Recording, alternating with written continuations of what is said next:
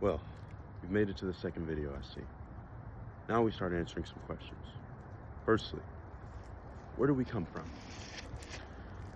As a people, as soon as we get the mental capacity to start asking questions, this is notably one of the first all of us may ask.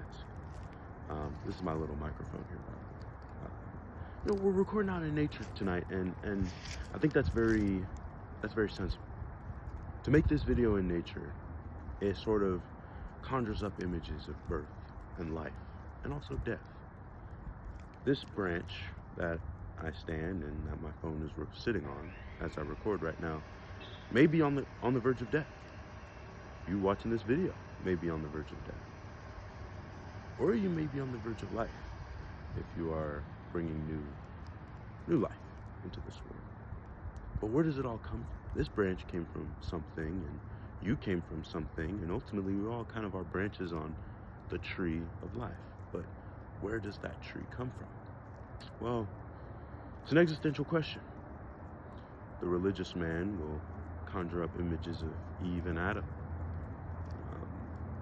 or may start talking about star signs and astrology periods and different phases of the sun and moon.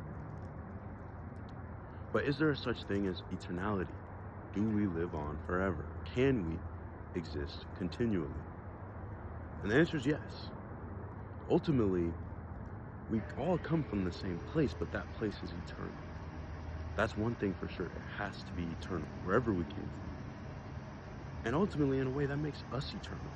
So I think the better question isn't necessarily where do we come from, or when did we come here? When did we sprout onto this earth? The better question is, where are we going? Because the fact of the matter is, we will never stop being. The world will never stop being. There will always be being. But the most important question is, where will you be during the being? Where are we going?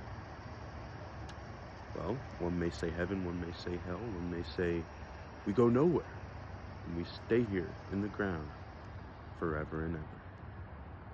I would point to heaven. I think the number one goal of all of us should be to make sure we enter there. We don't want to go to hell. Most of us want to have eternal life, not eternal death. The Bible makes it very clear. It says we all will live. There will be eternity for all of us. Either eternal life or eternal death. Or just eternal nothingness, right? If you choose to believe eternal nothingness, though, it's sort of like a hell, isn't it? Anyhow, on our path to get there, we have to decide on a few things. Number one, what are we going to do until that? Since we will all be eternally, what will we do now to shape our eternity? Will we choose to do good? Will we choose to do well by others? Will we choose to educate and initiate? Will we choose to make covenant and pact with people? Will we choose to help others who are less fortunate than us? Or will we choose to hoard? Will we choose to take? Will we choose to exploit? Will we choose to keep? Will we choose to steal? These are all eternal questions because they all shape where we go eternally. I would choose the latter. Scratch that. I would choose the former. Why wouldn't you, as a society, as a people, choose to help create, to help love, to help sponsor life as a people? That is clearly the better option than to take and to steal. So my question to you is, and you should ponder this for a second, how do we, as a people, choose, or how will we go about creating a world where all of us, as one people, don't hurt, don't steal, don't take, don't exploit, but instead help, love, give, and are kind to one another daily? Because daily will turn into eternity. So that's my question to you.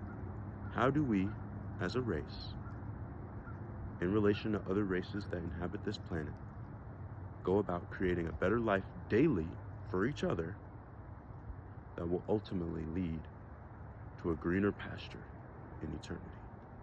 Thank you.